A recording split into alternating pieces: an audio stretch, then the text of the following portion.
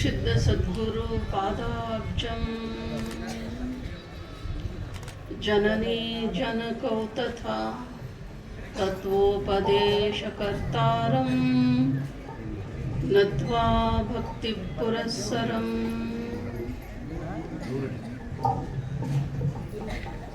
परम पूज्य प्रातस्मरणीय परमेश्वरನ ಪರಾವತಾರಿ परम कल्याणकारी परम दयानिधि भक्त काम कल्पद्रुमर निशर्व अखंड सच्चिदानंद घन लीलामूर्ति ओंकार स्वरूपी जगद्गुरु जगद्ವಂದ್ಯ ಶ್ರೀ ಸಿದ್ಧಾರೂಢ ಮಹಾಸ್ವಾಮಿಗಳವರ ದಿವ್ಯ ಅಡಿದಾವರಗಳನ್ನು ಎನ್ನ ಹೃತ್ಪದ್ಮದಲ್ಲಿ ಭಕ್ತಿಪೂರ್ವಕವಾಗಿ ಸ್ಮರಿಸಿ ತತ್ಸ್ವರೂಪರಾಗಿರುವ ಪರಮ ಪೂಜ್ಯ ಪ್ರಾತಸ್ಮರಣೀಯ ಅನಂತ ಶ್ರೀ ವಿಭೂಷಿತ ಅನಂತ ಕಲ್ಯಾಣ ಗುಣಗಣ ಸಮನ್ವಿತ ಶ್ರೀಮದ್ ಪರಮಹಂಸ ಪರಿವ್ರಾಜಕಾಚಾರ್ಯ ಸತ್ಯಾರ್ಥ ನಿಧಿ ಸದ್ಗುರುದೇವರ ಪವಿತ್ರ ಅಡಿದಾವರಗಳಲ್ಲಿ ಅನಂತ ಕೋಟಿ ಭಕ್ತಿಪೂರ್ವಕ ಶಿರಸಾಷ್ಟಾಂಗ ಪ್ರಣಾಮಗಳನ್ನು ಸಮರ್ಪಿಸಿ ಕ್ಷೇತ್ರಾಧಿಪತಿ ದೇವತೆಯಾಗಿರುವ ಪರಮ ಪೂಜ್ಯ ಪ್ರಾತಸ್ಮರಣೀಯ ಶ್ರೀ ಅಲ್ಲಮ ಪ್ರಭುಗಳ ಪವಿತ್ರ ಅಡಿದಾವರಗಳಲ್ಲಿ ಅನಂತ ಕೋಟಿ ಭಕ್ತಿಪೂರ್ವಕ ಶಿರಸಾಷ್ಟಾಂಗ ಪ್ರಣಾಮಗಳನ್ನು ಸಮರ್ಪಿಸಿ ವೇದಿಕೆಯನ್ನು ಅಲಂಕರಿಸಿರುವ ಪರಮ ಪೂಜ್ಯ ಶ್ರೋತ್ರಿಯ ಬ್ರಹ್ಮನಿಷ್ಠ ಶ್ರೀ ಶಂಕರಾನಂದ ಮಹಾಸ್ವಾಮೀಜಿಯವರ ಅಡಿದಾವರಗಳಲ್ಲಿಯೂ ಶ್ರೀ ಪರಮ ಪೂಜ್ಯ ಶ್ರೋತ್ರಿಯ ಬ್ರಹ್ಮನಿಷ್ಠ ಶ್ರೀ ಸೋಮೇಶ್ವರಾನಂದ ಮಹಾಸ್ವಾಮೀಜಿಯವರ ಅಡಿದಾವರಗಳಲ್ಲಿಯೂ ಮಾತೆಯವರಲ್ಲಿಯೂ ಅನಂತ ನಮನಗಳನ್ನು ಆಚರಿಸಿ ಆಗಮಿಸಿರುವ ಸಮಸ್ತ ಮಹಾದೈವಕ್ಕೆ ಶರಣಾರ್ಥಿಗಳನ್ನು ಸಮರ್ಪಿಸುತ್ತಾ ಶುಭ ಸ್ವರೂಪಿಗಳೇ, ಸುಕ್ಷೇತ್ರ ಗೋಗಲ್ ಗ್ರಾಮದಲ್ಲಿ ನಡೆದುಕೊಂಡು ಬಂದಿರುವ 2ನೇ ವರ್ಷದ ಸತ್ಸಂಗ ಸಂಜೀವಿನಿ ಕೂಟದ 5ನೇ ದಿವಸದ ಸಮಾರೋಪ ಸಮಾರಂಭದಲ್ಲಿ ಇವತ್ತು ನಾವು ನೀವೆಲ್ಲ ಪಾಲ್ಗೊಂಡಿದ್ದೇವೆ. ಅಧಿಕೃತ ವಿಷಯವನ್ನು ಆಧರಿಸಿ ಪೂಜ್ಯರು ಇದು ಪರ್ಯಂತರವಾಗಿ ನಮ್ಮೆಲ್ಲರಿಗೂ ಬಹಳ ಸುಂದರವಾಗಿ ಉಪದೇಶಾಮೃತವನ್ನು ಕರುಣಿಸಿದ್ದಾರೆ. ಇದು ಯಾರು ಹೇಳಿದ ಮಾತು ಅಂದ್ರೆ ನಿಮ್ಮಂಥವ್ರು ಹೇಳಿದ ಮಾತಲ್ಲ, ಸಾಕ್ಷಾತ್ ಪರಮಾತ್ಮನ ಶ್ರೀಮುಖದಿಂದ ಹೊರಟಿರ್ತಕ್ಕಂಥ ತತ್ವೋಪದೇಶ, ಜಗದ ಕಲ್ಯಾಣಕ್ಕಾಗಿ ಉಪದೇಶ ಮಾಡಿರ್ತಕ್ಕಂಥ ಮಾತುಗಳು. ಮಾತಲ್ಲವು, ಮಂತ್ರ ಅಂತಲೇ ಸ್ವೀಕಾರ ಮಾಡಬೇಕು ನಾವು. ಮಾತಂದ್ರೆ ಎಕಡ್ರ ಕೇಳ್ತಾನೆ, ಎಕಡ್ರ ಬಿಡ್ತಾನೆ. ಸಾಮಾನ್ಯ ಜೀವನ ಮಾತು ದೋಷದಿಂದ ಕೂಡಿಕೊಂಡಿರ್ತಾವು, ಅದರ ಹಿಂದೆ ಏನಾರ ಉದ್ದೇಶ ಇರ್ತದ. ಆದ್ರೆ ಪರಮಾತ್ಮ ಮಾಡಿದ ಮಾತಿನ ಹಿಂದೆ ಉದ್ದೇಶ ಅಲ್ಲ, ಕೇವಲ ಮನುಕುಲದ ಕಲ್ಯಾಣ ಮಾತ್ರ ಅದು ಉದ್ದೇಶದ ಪರಮಾತ್ಮನ ಮಾತಿನ ಹಿಂದೆ. ಅದಕ್ಕೆ ಧರ್ಮ ಸಂಸ್ಥಾಪನಾರ್ಥಾಯ ಸಂಭವಾಮಿ ಯುಗೆ ಯುಗೆ, ಧರ್ಮದ ಸಂಸ್ಥಾಪನೆಗಾಗಿ ನಾ ಯುಗ ಯುಗದಲ್ಲಿ ಅವತಾರ ತಗೊಂಡು ಬರ್ತೀನಿ ಅಂತ ಹೇಳಿದಾನೆ ಪರಮಾತ್ಮ. ನಮ್ಮಲ್ಲೆಲ್ಲ ಏನು ಪರಮಾತ್ಮ ಮಾತಾಡ್ತಾನೇನ್ರಿ ಅಂತ ನಿಮಗೆ ಅನಿಸ್ತಿರಬೇಕು. ಅದಕ್ಕೆ ನಮಗೆ ಸಂಶಯ ಬರಬಾರ್ದಂತ ತಿಳ್ಕೊಂಡೇ ಹೇಳಿದ್ರು ಅವರು. ಕೃಷ್ಣನು ಒಂದೇ ಜಗದ್ಗುರು, ಪರಮಾತ್ಮ ಜಗದ್ಗುರುನೂ ಅದಾನ, ಅದಕ್ಕೆ ಉಪದೇಶ ಮಾಡಿದಾನೆ. ಅವನಂತೆ ಅವಿದ್ಯಾ ಅಸ್ಮಿತಾ ರಾಗ ದ್ವೇಷಾದಿಗಳ ಕ್ಲೇಶಗಳಿಲ್ಲ. ಯಾವ ಕ್ಲೇಶಗಳು ರಹಿತನಾಗಿರ್ತಕ್ಕಂಥ ಕೇವಲ ತತ್ವ ಸ್ವರೂಪನಾಗಿರ್ತಕ್ಕಂಥ ಪರಮ ತತ್ವ ರೂಪವಾಗಿರ್ತಕ್ಕಂಥ ಪರಮಾತ್ಮ, ಅವನ ಉಪದೇಶ ಕಲ್ಯಾಣಕ್ಕಾಗಿ ಹೇಳಿರ್ತಕ್ಕಂಥ ಮಾತು.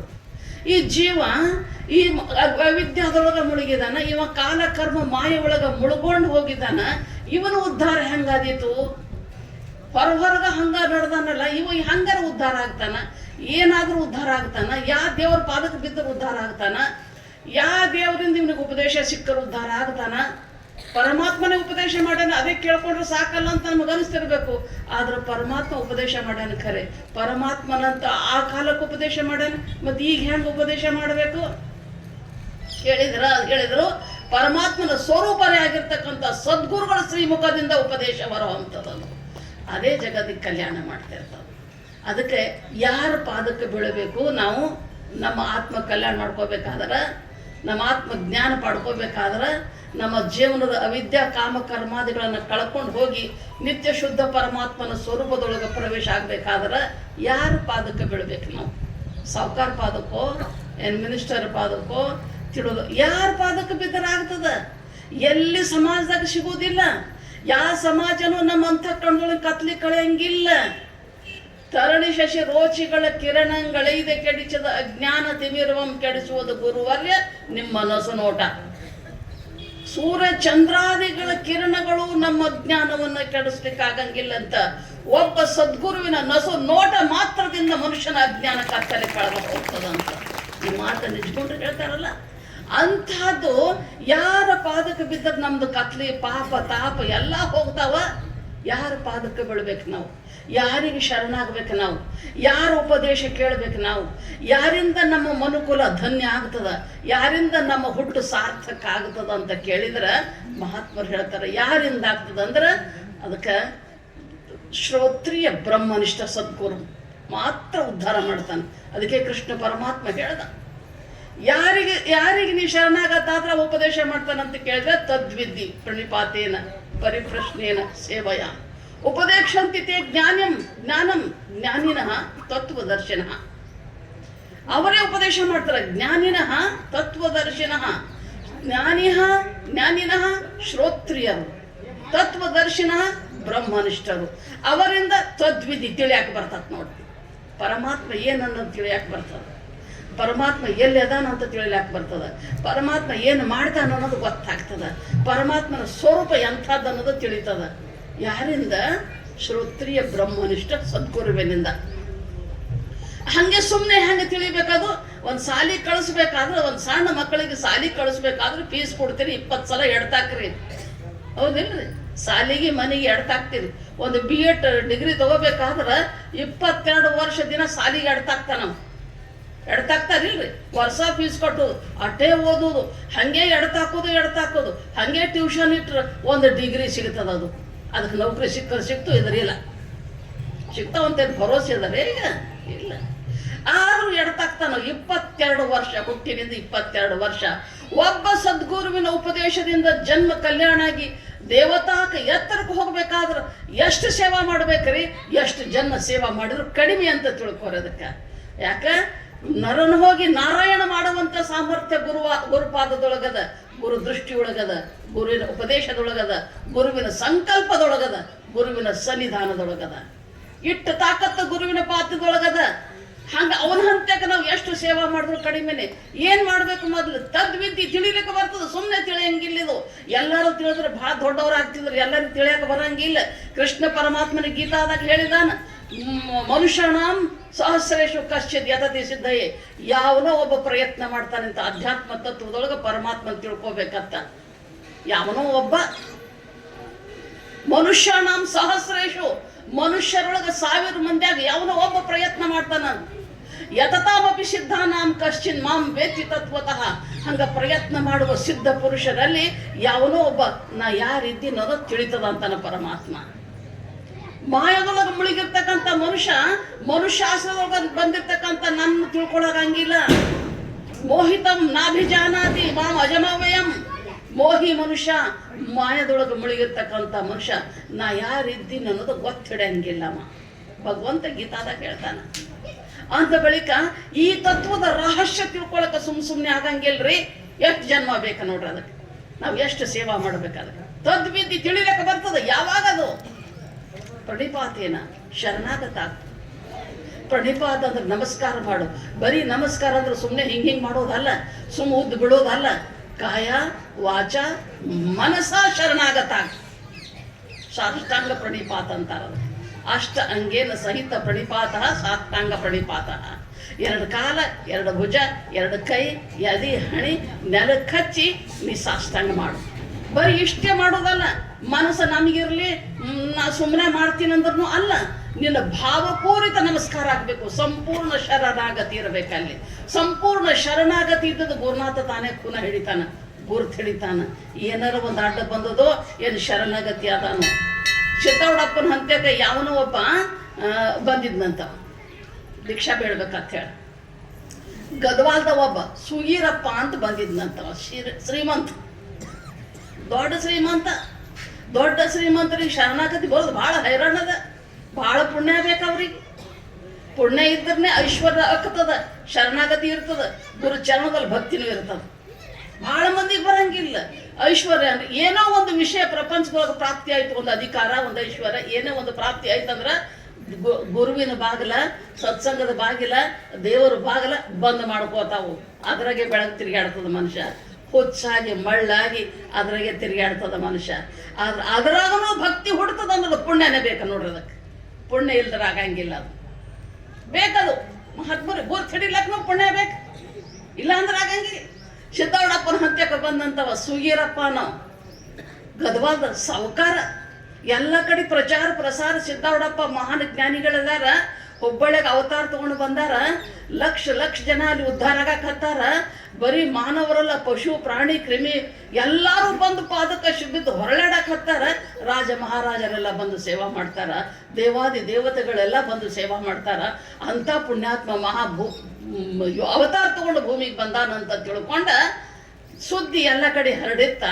ಅವ ಸುಗೀರಪ್ಪನ ನಾನು ಹೋಗಿ ದೀಕ್ಷಾ ತಗೋಬೇಕಂತ ಬಂದಂತ. ಗುರುಗಳ ಹಂತ್ಯಕ್ಕೆ ಹೋಗಿ ಉಪದೇಶ ತಗೋಬೇಕಂತ ಬಂದ.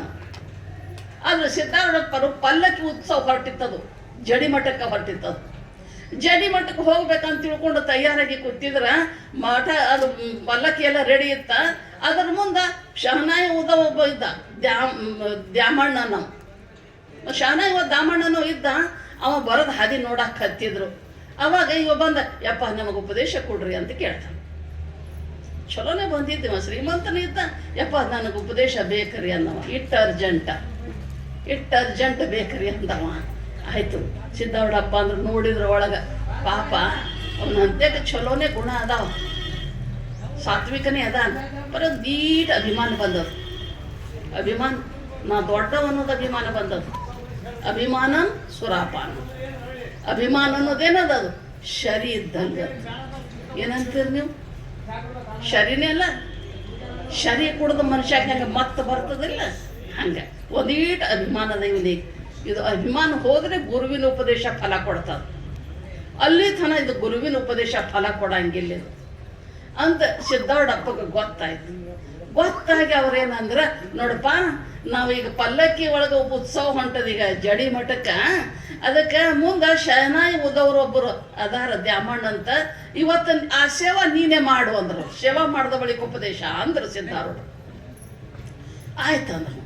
ಅವ ಅಂದ, ನಾ ಸಾವುಕಾರ ಇಂಥ ಮನುಷ್ಯ ಕೈಯಾಗ ಶಹನಾಯಿ ಹಿಡ್ಕೊಂಡು ಹೊಂಟ್ರ ಮಂದಿ ಏನ ಅಂದಾರು, ಮನೆಯಾಗಿನವ್ರು ಏನಂದಾರು, ಬೀಗರು ಬಿಜ್ಜರು ಏನಂದಾರು, ಸಾವುಕಾರ ಹುಚ್ಚಿಡ್ದೇನು ಶಹನಾಯಿ ಹಿಡ್ಕೊಂಡು ಹೊಂಟಾನಕೋ ಹಂಗೆ ಈಗ ಅಂತಾರಿಲ್ಲ ಮಂದಿ ಹಿಂಗಂತಾರ. ಹೆಂಗೆ ಮಾಡ್ಲಿ? ಚಿಂತಿ ಅಡ್ಡ ಬರಾಕ್ ಹತ್ತದು. ಅಭಿಮಾನ ಅಡ್ಡ ಬರ್ತದ. ಅಂತದ ಲಿಂಗ ಅಂತದ. ಅದೊಳಗಿನ ಅಡ್ಡಗೇರಿ ಬಂತದ್ರ ಲಿಂಗ ಆಗಂಗಿಲ್ಲ. ಗೆರಗಿನ ಅಡ್ಡ ಹೊಟ್ಟೆಗಿನ ಗೆರಿ ಕೆಡ್ತು ಲಿಂಗ ಸ್ವರೂಪನೇ ಆತಾನ ನೋಡ್ರಿ. ಹಂಗ ಲಿಂಗ. ಅದಕ್ಕೆ ಅಡ್ಡಗೆರಿ ಬಂದದ. ಇದು ಮುಂದೆ ಹೋಗೋದು ಕಷ್ಟ ಅಂತ ತಿಳ್ಕೊಂಡನೆ ಅವ ಅಂದ, ಹೆಂಗೆ ಮಾಡ್ಲಿನ ಅಪೂರ್ವ ಹಿಂಗೆ ಹೇಳಿದರು. ಹಿಂಗೆ ಹೇಳಿದ ಬಳಿಕ ನಾನು ಇದನ್ನು ದಾಟ್ಬೇಕು ಹೆಂಗೆ, ಇದನ್ನು ಹೆಂಗೆ ಎಲ್ಲರ ಕೈಯಿಂದ ಅನಿಸ್ಕೊಂಡು ಹೋಗ್ಬೇಕಲ್ಲ ನಾ. ಹಿಂಗೆ ಅವ್ನ ತಲೆಯಾಗ ಬರಾಕ್ತು. ಮಂದಿಗೆ ನೋಡ್ತೀನಿ, ಗುರುವಿಗೆ ನೋಡ್ತೀನಿ. ಎರಡು ಮಾತದವ. ಒಂದು ಗುರುವಿನ ಉಪದೇಶದ, ಒಂದು ಜನದ ಮಾತದ. ಜನದ ಮಾತು ಕೇಳದಿ ಗುರುವಿನ ಉಪದೇಶ ಸಿಗಂಗಿಲ್ಲ. ಗುರುವಿನ ಉಪದೇಶ ಬೇಕಂದು ಜನವೆಲ್ಲ ದೂರ ಸರ್ಸನೆ ನಿನ್ನ ಸನಿಪದೊಳಗೆ. ಎರಡು ಮಾತು ಎದುರು ಬಂದು ನಿಂಗೆ ಜನ ಏನಂತಾರೆ, ಜನರಿಂದ ಜಯ ಜಯಕಾರ ಬೇಕಂದು ಬಿಟ್ಟು ಬಿಡೋಣ ಇದನ್ನು. ಜಯ ಜಯಕಾರ ಬೇಡ, ನಂಗೆ ಗುರುವಿನ ಉಪದೇಶದಿಂದ ನನ್ನ ಕಲ್ಯಾಣ ಹಾಕೋದಂತೆ ನನಗಂತೂ ಎಲ್ಲ ಬಿಡು. ಅವ್ರು ಹೇಳಿದ ಮಾತು ನಡೆಸ್ಕೊಂಡು ನಡೆಯೋದು. ಎರಡೇ ಮಾತದ. ಅವನ ತಲೆಯಾಗ ಬಂತು. ಪುಣ್ಯ ಭಾಳ ಗಟ್ಟಿಯಾಗಿತ್ತೇನೋ. ಆಯ್ತಪ್ಪ ಅಂದವ. ಅಂಥ ದೊಡ್ಡ ಮನುಷ್ಯ ಆಯ್ತು ಅಂದವನೇ. ದ್ಯಾಮಣ್ಣನ ಮನೆಗೆ ಹೋದ. ನನಗದು ಕೊಡಪ್ಪ, ನಾನು ಇವತ್ತು ನನಗದನ್ನು ಸೇವಾ ಮಾಡಕ್ಕೆ ಹೇಳ್ಯಾರ ಗುರುಗಳು ಅಂದ. ನನಗೆ ಸೇವಾ ಮಾಡಕ್ಕೆ ಹೇಳ್ಯಾರ ಅವರು ಗುರುಗಳು ಅಂತ ಅಂದಾಗ ಅವ ಅಂದ, ಸತ್ರು ಚಿಂತಿಲ್ಲ, ನಾನು ಸೇವನ ಮಾಡವನೇ ಗುರುವಿನ ಉಪದೇಶದ. ಗುರುವಿನ ಸೇವಾ ನನಗೆ ಸಿಕ್ಕದು ಯಾವ ಜನ್ಮದ ಪುಣ್ಯನು? ಗುರುವಿನ ಸೇವಾ ಸಿಗಬೇಕಾದ್ರೆ ಭಾಗ್ಯ ಬೇಕ್ರಿ. ಅದು ಭಾಗ್ಯ ಬೇಕು. ಭಾಗ್ಯ ಇಲ್ಲದಾಗದು. ಭಾಗ್ಯ ಇಲ್ಲದ ಇಲ್ಲ. ಅದಕ್ಕೆ ಹರಪೂಜೆ ಗುರು ಸೇವೆ ವರ ಪುಣ್ಯವಿಲ್ಲದೆ ಬರಿದ ಸುಖ ಭೋಗ ದೊರಕೊಂಬುದುಂಟೆ ಆತ್ಮ.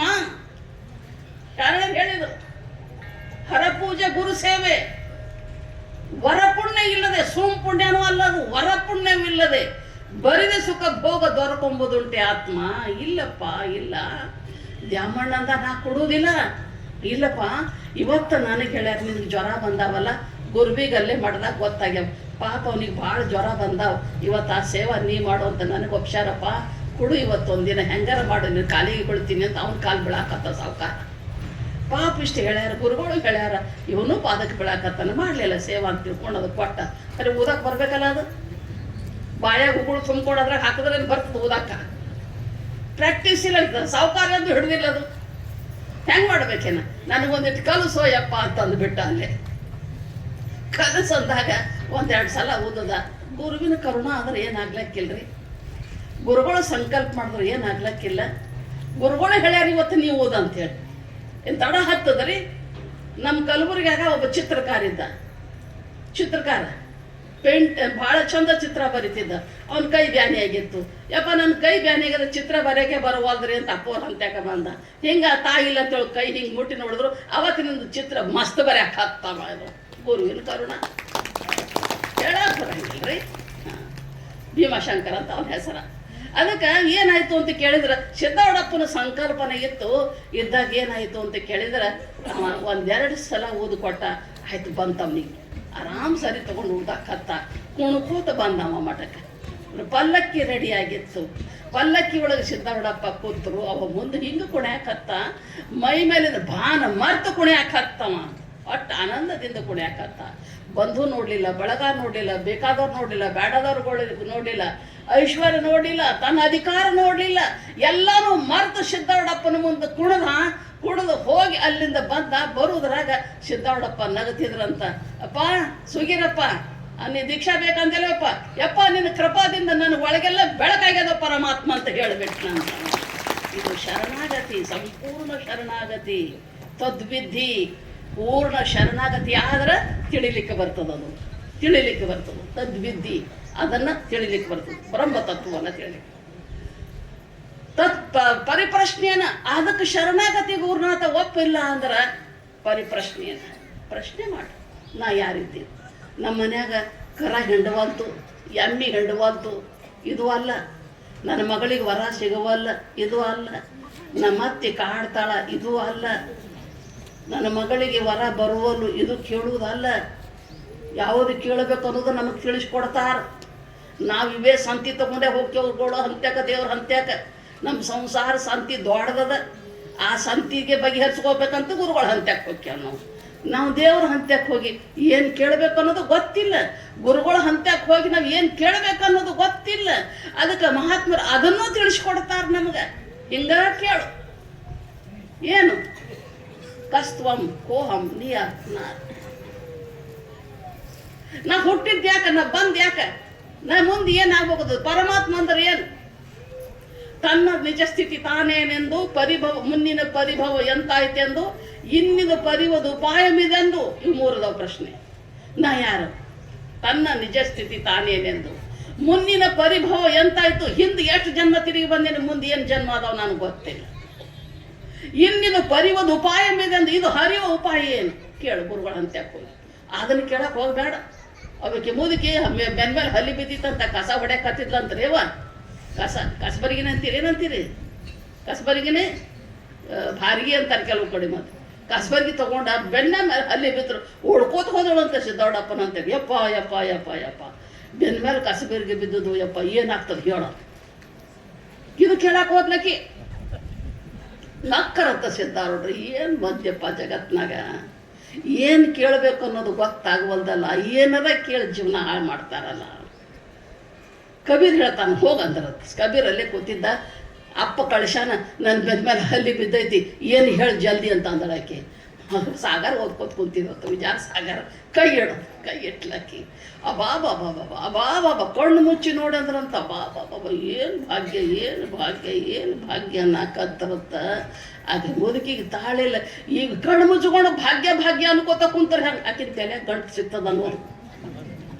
ಆಕಿನ ತಲೆ ಗಂಟು ಸಿಗಂಗೆ ಕಾಣ್ತದ. ಆಕಿಗೆ ಭಾಳ ಕ್ಯೂರಿಯಾಸಿಟಿ ಕೇಳಬೇಕಂತೇಳಿ. ಏನು ಭಾಗ್ಯ, ಏನು ಭಾಗ್ಯ ಅನ್ನಕತ್ತಿದ್ರೆ, ಗಡಾನಿ ಹೇಳು, ಜಲ್ದಿ ಹೇಳು, ಅದು ಏನದ ಹೇಳು ಅಂತ ಅಂದಾಗ, ಏನು ಹೇಳಿ ತಾಯಿ, ಅದ ಹಲ್ಲಿ ನಿನ್ನ ಮೇಲೆ ಬಿದ್ದದ ದೊಡ್ಡ ಭಾಗ್ಯ. ಹಲ್ಲಿ ಮೇಲೆ ನೀನೇ ಬಿದ್ರೆ ಸತ್ತು ಹೋಗ್ತಿತ್ತಲ್ಲ, ಅದರ ಭಾಗ್ಯ ದೊಡ್ಡದ. ಎಂಥ ಮಾತು ತಗೊಂಡ ನಾವು ಗುರುಗಳ ಹಂತಕ್ಕೆ ಹೋದ್ರೆ ಎಂದು ಉದ್ಧಾರ ಆದೇವ್ರಿ ನಾವು? ಎಂದು ಉದ್ಧಾರ ಆಗಿತ್ತ ಮನುಷ್ಯಾಗ? ಎಂದು ಬೆಳಕಾದೀತ ರೀ? ಅದಕ್ಕೆ ತದ್ವಿಧಿ ಪ್ರಣಿಪಾತೇನ ನಮಸ್ಕಾರ, ಸಂಪೂರ್ಣ ಶರಣಾಗತಿ. ಏನಂದ್ರೆ ಅದು ಗುರುತಾಯಿ, ಗುರುತಂದೆ, ಗುರುಬಂಧು, ಗುರು ಬಳಗ, ಮತ್ತೊಬ್ಬರ ಆಸೆಗೈಯದೆ ಗುರುಪಾದ ಸೇವೆ ಪಿರಿದು ಸೇವಿಸುತ್ತೀರೆ ಅವನೇ ವರಶಿಷ್ಯ ನೆನಪನ್ನು ನಿಜ್ಕೊಂಡ್ರೆ ಹೇಳ್ತಾರಲ್ಲ. ಗುರುವಾಣಿ ಶ್ರುತಿ ಸ್ಮೃತಿ ಪುರಾಣ ಆಗಮ ಇತಿಹಾಸ ಎಲ್ಲನೂ ಗುರುವಾಣಿ ಅಂತ ತಿಳ್ಕೊ. ಅವ ಶಿಷ್ಯನ, ಅವ ಕೇಳಕ್ಕೆ ಅಧಿಕಾರಿ ಅದಾನ, ಅವನಿಗೆ ತತ್ವಜ್ಞಾನ ಅದ.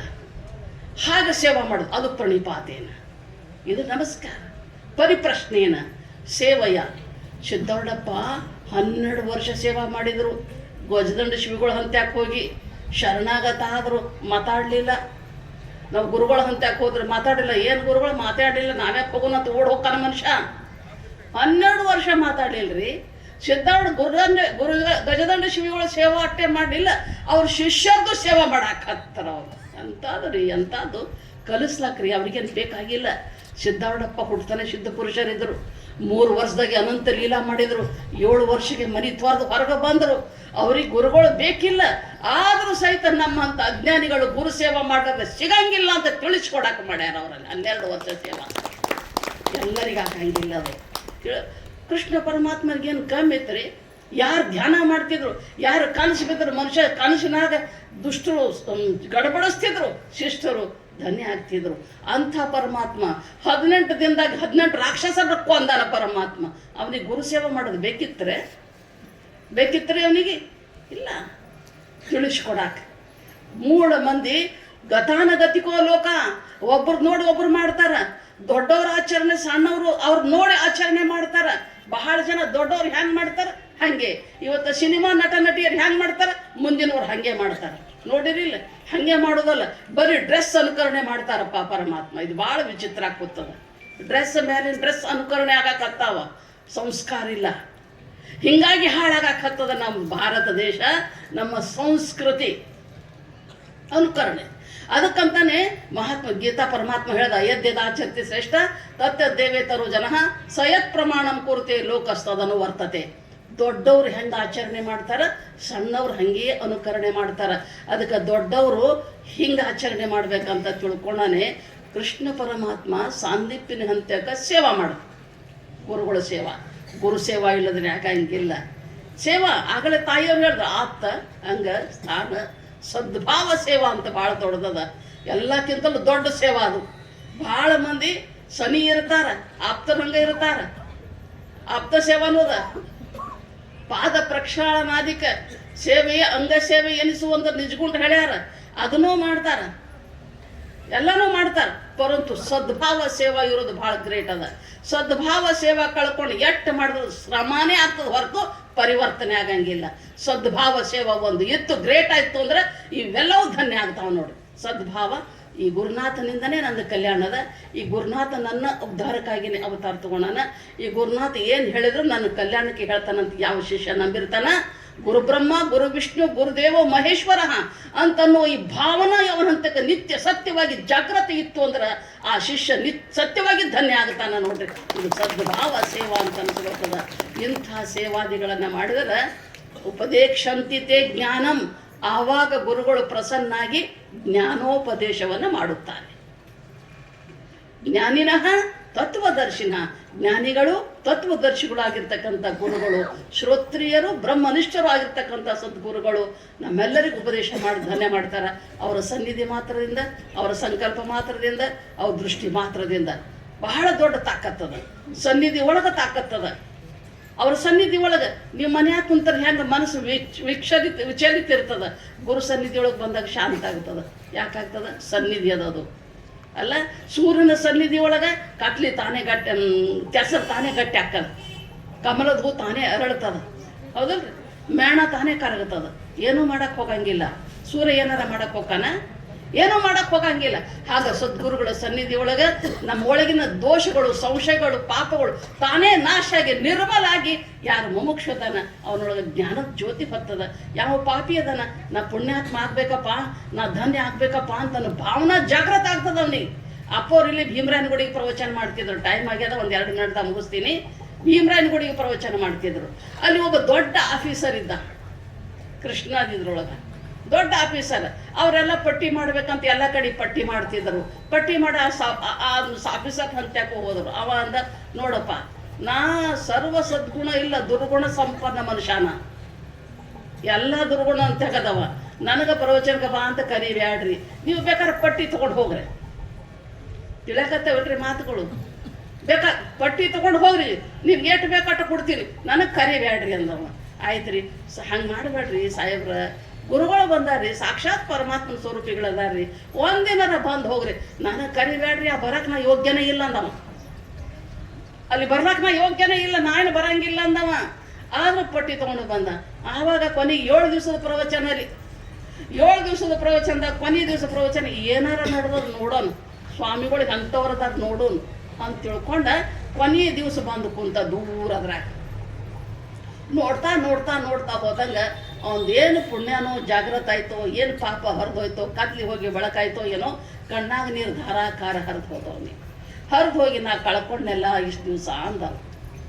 ನಾ ಎಲ್ಲ ಕಳ್ಕೊಂಡಲ್ಲ, ನಾನು ಹಂಗೆ 7 ದಿವಸ ಬಂದ್ರೆ ಇವತ್ತು ಎಷ್ಟು ನನಗೆ ಗೊತ್ತಾಗ್ತಿತ್ತು, ವಿಷಯ ವಿಚಾರ ಎಷ್ಟಾಗ್ತಿತ್ತು ಅಂತ ತಿಳ್ಕೊಂಡು ಅಂದವನೇ. ಅವ ನಾನು ಸತ್ಯವಾಗಿ ಇವರು ಮಹಾತ್ಮರಿದ್ದಾರೆ, ನಾ ಭಾಳ ಕುಡುಕ, ನಾ ತಿನ್ನ ಮನುಷ್ಯ. ಅವ ಹೇಳಿದ ಮಾತ್ರಿ, ಅವ್ರು ಸ್ವತಃ ಹೇಳಿದ ಮಾತ್ರಿದ ಆಫೀಸರ್ ಅವ್ರಿಗೆ, ನಾ ಕುಡುಕಿದ್ದೀನಿ, ನಾ ಭಾಳ ತಿನ್ನೋ ಮನುಷ್ಯ, ಎಲ್ಲ ದುರಾಚಾರ ಇದ್ದೀನ, ಎಲ್ಲನೂ ನನ್ನ ಒಳಗಿಂದ ಬಯಲಾಗಬೇಕು. ಆ 1 ವರ್ಷ ತನ ಅದು ಸರಿ ನಾ ಸುಳಿಬಾರ್ದು. ಆವಾಗ ನಾ ಇವ್ರು ಮಹಾತ್ಮರಂತ ಇವ್ರ ಹಂತಕ್ಕೆ ಶರಣಾಗತಾಗಿ ದೀಕ್ಷಾ ತಗೋತೀನಿ ಅಂತ ಸಂಕಲ್ಪ ಮಾಡ್ಕೊಂಡು ನಟ್ಟೆಯಮ್ಮ. ಸಂಕಲ್ಪ ಮಾಡಿಕೊಂಡು 1 ವರ್ಷದ ನಂತರ ಬಂದು ಸದ್ಗುರು ಅಪ್ಪಾಜಿಯವರು ಸಾಷ್ಟಾಂಗ ಹಾಕಿ, ಇವತ್ತೆಲ್ಲ ನೀವೇ ನನ್ನ ಗುರು ಅಂತ ತಿಳ್ಕೊಂಡು ಸಾಷ್ಟಾಂಗ ಹಾಕಿ ಎಲ್ಲ ದುರ್ಗುಣಗಳು ಬಯಲಾಗಿ ಮಹಾಭಕ್ತ. ಅವನಿಗೆ ಕ್ಯಾನ್ಸರ್ ಆಗಿ 30 ವರ್ಷ ಬದುಕದ, ಮನ್ಮನೆ ಶರೀರ ತ್ಯಾಗ. ಎಂದು ಗುರುಪೂರ್ಣಿಮಾದಿನ ಅಪ್ಪರಿಗೆ ಫೋನ್ ಮಾಡಿ ಶರೀರ ತ್ಯಾಗ ಮಾಡ್ಯಾನವ. ಎಂಥ ಭಾಗ್ಯಶಾಲಿ. ಅಪ್ಪರದು ಬೆಳ್ಳಿ ತುಲಾಭಾರನು ಅವನೇ ಮಾಡ್ದವ ನಾನು 50ನೇ ಹುಟ್ಟಹಬ್ಬದಾಗ. ಪುಣ್ಯಾತ್ಮರು ಹಿಂಗದ, ಅವ್ರ ಸನ್ನಿಧಿ ಹಂಗೆ ಇರ್ತದ. ಅದು ನಾವು ಹೇಳೋದೇನದ, ಎಲ್ಲರೂ ಹೇಳ್ತಾರೆ ಇದ ಮಾತನ್ನ. ಅದಕ್ಕೆ ಸನ್ನಿಧಿ ಮಾತ್ರದಿಂದ, ದೃಷ್ಟಿ ಮಾತ್ರದಿಂದ, ಸಂಕಲ್ಪ ಮಾತ್ರದಿಂದ, ಉಪದೇಶ ಮಾತ್ರದಿಂದ ಉದ್ಧಾರ ಆಗ್ತದಂತ ತಿಳ್ಕೊಂಡೇ ನೋಡಿ ಕೆಲರಂ, ಮಾತನಾಡಿ ಕೆಲರಂ, ಮುಟ್ಟಿ ಕೂಡೆ ಕೆಲ ಜೀವಗಳ ದೇವರಾಗಿ ಮಾಡ್ಪ ಆಚಾರ್ಯ ಶರಣಾಗು ಅಂತ ನಿಜಗೊಂಡು ಹೇಳೋದ ಪ್ರಕಾರ ಆ ದಿಶೆಯೊಳಗೆ ಮಹಾತ್ಮರು ಉಪದೇಶ ಮಾಡ್ತಾರೆ. ಜಗತ್ತಿಗೆ ಅವತಾರ ತೊಗೊಂಡು ಬಂದಿರ್ತಾರೆ. ಸಣ್ಣವ್ರು ಹಿಡ್ಕೊಂಡು ದೊಡ್ಡವ್ರ ತನ ಅವ್ರ ಉಪದೇಶಕ್ಕೆ ಹೇಳದೆ ಧನ್ಯ ಆಗ್ತದ ಮನುಷ್ಯ. ಗುರುಗಳು ಎಲ್ಲರಿಗೆ ಹಾಕಕ್ಕೆ ಬರಂಗಿಲ್ಲ. ಶಾಸ್ತ್ರ ಹೇಳೋರೆಲ್ಲ ನಾವೆಲ್ಲ ಗುರುಗಳು ಹಾಕ್ಯವ ಅಂತ ತಿಳ್ಕೊಂಡ್ರೆ ಹಂಗೆ ಆಗಂಗಿಲ್ಲ. ಶಾಸ್ತ್ರ ಹೇಳೋರೆಲ್ಲ ಅವ್ರು ತಮ್ಮ ಆತ್ಮಕಲ್ಯಾಣ ತಾವು ಮಾಡ್ಕೋಬೋದು. ಗುರು ಆಗ್ಲಿಕ್ಕೆ ಯಾರೋ ಒಬ್ಬರು ಇರ್ತಾರೆ. ಗುರು ಸಾಹೇಬ್ ತೋ ಏಕ ಹೇ ದೂಜಾ ಸಬ್ ಆಕಾರ, ಗುರು ಸಾಹೇಬ್ ತೋ ಏಕ ಹೇ ದೂಜಾ ಸಬ್ ಆಕಾರ, ಆಪಾ ಮೇಟೆ ಗುರು ಭಜೆ ತಬ ಪಾವೇ ಕರ್ತಾರ. ಒಬ್ಬ ಸಂತ ಮಹಾತ್ಮ ಈ ಮಾತು ಹೇಳ್ತಾನೆ. ಗುರುಗಳು ಎಲ್ಲೋ ಒಬ್ಬರು ಅವತಾರ ತಗೊಂಡು ಬಂದಿರ್ತಾರ, ಅವರೇ ಸಾರ್ವಜನಿಕವಾಗಿ ಉದ್ಧಾರ ಮಾಡ್ತಿರ್ತಾರ. ಉಳಿದವರು ಜ್ಞಾನಿಗಳು ಆಗ್ಬೋದು, ತಮ್ಮ ಆತ್ಮ ಕಲ್ಯಾಣ ತಾವು ಮಾಡ್ಕೋಬೋದು, ಅದು ಪ್ರಶ್ನೆ ಇಲ್ಲ. ಅದಕ್ಕೆ ಅಂಥವರನ್ನ ಶರಣಾಗತಾಗಿ ಪರಮಾತ್ಮನನ್ನು ಪ್ರಾಪ್ತಿ ಮಾಡ್ಕೊಂಡು ಧನ್ಯ ಆಗ್ಲಿಕ್ಕೆ ಬರ್ತದೆ ಅನ್ನೋ ಮಾತನ್ನ ಮಹಾತ್ಮರು ಹೇಳ್ತಾರ. ಅಂಥ ಸದ್ಗುರು ಅಪ್ಪಾಜಿಯವರು ಈ ಗೂಗಲ್ ಗ್ರಾಮದೊಳಗೆ 2ನೇ ವರ್ಷದ ಈ ಕಾರ್ಯಕ್ರಮ ಭಾಳ ಆಶ್ಚರ್ಯ ಅನಿಸಿತು. ಎಲ್ಲೋ ಗೂಗಲ್ ಏನೋ ಈ ಕಡೆ ನಾ ಎಂದೋ 10-20 ವರ್ಷದ ಹಿಂದೆ ಈ ಕಡೆ ಎಲ್ಲ ಭಾಗಕ್ಕೆ ನಮ್ಮಲ್ಲಿರ್ತಕ್ಕಂಥ ಈ ಸಾಧಕರಿಗೆಲ್ಲ ಪ್ರವಚನಕ್ಕೆ ಕಳಿಸಿದ್ನ. ಮಸರ್ಕಲ್ಲ ಇವೆಲ್ಲ ಊರುಗಳ ಹೆಸರು ನಮ್ಗೆ ಬಾಯಾಗ ಬರಂಗೆ, ಧೋತರ ಬಡ್ಡಿ ಏನೇನೋ ಊರುಗಳ ಹೆಸರು. ಎಲ್ಲ ಊರಾಗ 21 ದಿವಸ ಕಾರ್ಯಕ್ರಮ ಮಾಡಿ ಬಂದಾಗ ನಮ್ಮವರೆಲ್ಲರೂ ಹೋಗಿ. ಈಗ ಅವೆಲ್ಲ ಊರುಗಳಲ್ಲೆಲ್ಲ ಭಕ್ತಿ ಹುಟ್ಟ್ಯದ ನೋಡ್ರಿ. ಎಂದೋ ಮಾಡಿದ ಕೃಷಿ ಇವತ್ತದು ಬೆಳ್ಯಾಕ ಹತ್ತದ. ಇರಲಿ, ಭಾಳ ಸಂತೋಷ. ಏನಾರಾಗಲಿ ಸಿದ್ದಾವಡಪ್ಪ ಸದ್ಗುರು ಅಪ್ಪಾಜಿಯವರು ಅವ್ರ ಸಂಕಲ್ಪದಿಂದ ಅಧ್ಯಾತ್ಮದ ಬೆಳೆಯಕ್ಕೆ ಹತ್ತದ. ಇದು ನಮ್ಗೆ ಸಂತೋಷ ಕೊಟ್ಟದ. ಅದಕ್ಕೆಲ್ಲರೂ ಅಪ್ಪ ಅವ್ರು ಇನ್ನಿಷ್ಟು ಅದಕ್ಕೆ ಫಲಿತ ಪುಷ್ಪಿತಾಗಿ ಸಂಪೂರ್ಣ ಬೆಳೆದು ಫಲ ಕೊಡಲಿ ಅಂತ ತಿಳ್ಕೊಂಡು ಅಂಥ ಆಶೀರ್ವಾದ ಸದ್ಗುರುಗಳು ಅಲಮ ಪ್ರಭುದೇವರು ಎಲ್ಲರಿಗೂ ಕೊಡ್ಲಿ, ಕಾಪಾಡಲಿ ಅಂತ ಹೇಳ್ತಾ 2 ಮಾತು ಸದ್ಗುರು ಚರಣಕ್ಕೆ ಅರ್ಪಿಸಿ ಊಟ ಮಾಡ್ತೇನೆ. ಇದುವರೆಗೂ ಸುದೀರ್ಘವಾಗಿ ಉಪದೇಶಾಮೃತವನ್ನು ದಯಪಾಲಿಸಿದ ಪರಮ ಪೂಜ್ಯ ಶ್ರೋತ್ರಿಯ ಬ್ರಹ್ಮನಿಷ್ಠೆ ಮಾತೃಶ್ರೀಯವರ ಚರಣಾರವಿಂದಗಳಿಗೆ ನಮಸ್ಕರಿಸುತ್ತಾ ಧನ್ಯವಾದಗಳನ್ನು ಅರ್ಪಿಸುತ್ತೇನೆ.